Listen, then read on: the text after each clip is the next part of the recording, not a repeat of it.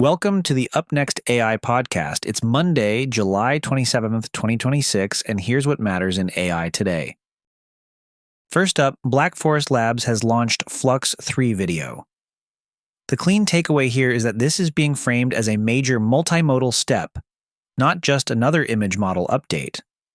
In reporting highlighted by latent space, FLUX 3 is presented as a unified model spanning image, video, audio, and even action prediction, with FLUX 3 video rolling out as the most visible part of that launch. The source material describes a broad feature set for the video system, including text to video, image to video, video to video, keyframe-based generation, multilingual dialogue, and agentic chaining of clips into longer sequences. Just as important, the write-up frames this as one architecture intended to bridge media generation and control rather than a loose collection of separate tools. There are also a few hard signals in the launch package.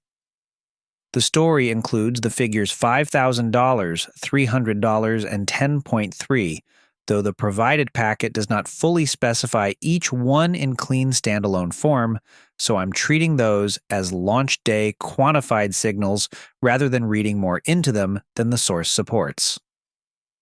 The broader context is that this landed in the middle of a very crowded release cycle.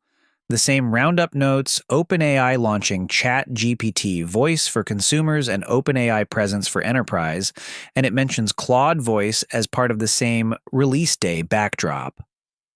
But the center of gravity here is Black Forest Labs pushing deeper into unified multimodal generation. One especially notable detail. The article says an OpenWeight's dev version is on the way.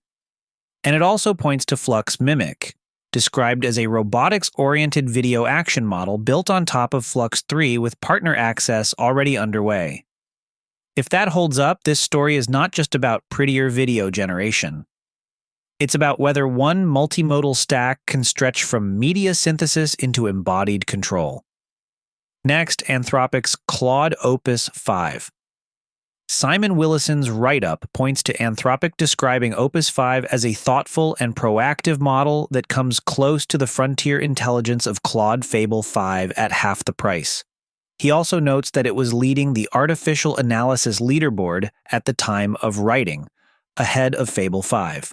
According to that post, Opus 5 is priced the same as Opus 4.8, while still offering a fast mode at twice the base model cost. The positioning here is pretty clear. Anthropic is trying to narrow the gap to the very top end of the market without charging flagship frontier prices. The article also includes a concrete example Anthropic used to show the model's initiative.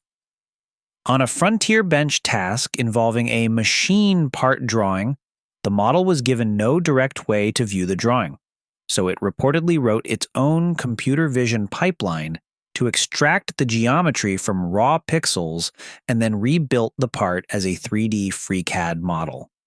And there's a safety angle too. Willison highlights Anthropic's claim that the model has improved at finding vulnerabilities but was deliberately not trained on exploiting them. So the practical read on Opus 5 is this. Anthropic appears to be pushing on capability, price performance, and security posture at the same time. In a week full of launches, that makes this a meaningful competitive move, not just another model name. For the research section, a paper published yesterday looked at a very grounded question. When you're trying to map soil salinity across farmland, do machine learning methods actually beat older geostatistical ones? The paper is titled Comparative Evaluation of Geostatistical and Machine Learning Approaches for Seasonal Mapping of Soil Salinity in Agricultural Lands. Soil salinity matters because it can quietly cut crop yields and reduce long-term land viability. The researchers studied agricultural land in central Shanxi province in China. They collected 580 soil samples across winter and summer, measured electrical conductivity and related indicators of salinity, and then compared kriging, a standard geostatistical interpolation method, with 3 machine learning approaches: random forest, neural networks, and support vector machines, using Landsat 8 and Sentinel-2 satellite imagery. Their bottom line result was pretty clear. Machine learning models outperformed Kriging, especially with Sentinel-2 data. The best winner result came from an artificial neural network with an R value of 0.76 and RMSE of 0.15. In summer, random forest with Sentinel-2 performed best, reaching an R value of 0.89 and RMSE of 0.11. The paper also found strong seasonal variation, with higher salinity in broader high salinity zones in summer. Bottom line, for this kind of environmental monitoring task, the old statistical baseline still captured broad patterns, but the machine learning approaches were markedly better at producing accurate, season-sensitive maps. That makes AI here less of a demo and more of a practical decision tool for land and water management. Are you building apps with voice?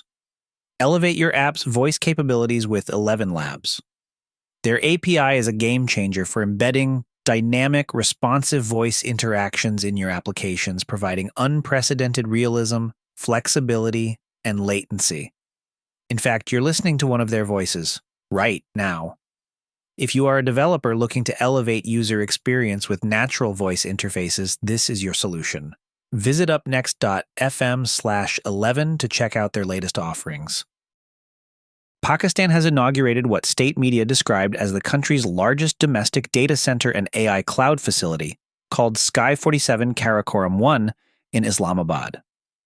Prime Minister Shehbaz Sharif addressed the inauguration, which took place on July 24th, and said the facility would support secure digital infrastructure, AI, cloud computing, and government digital transformation.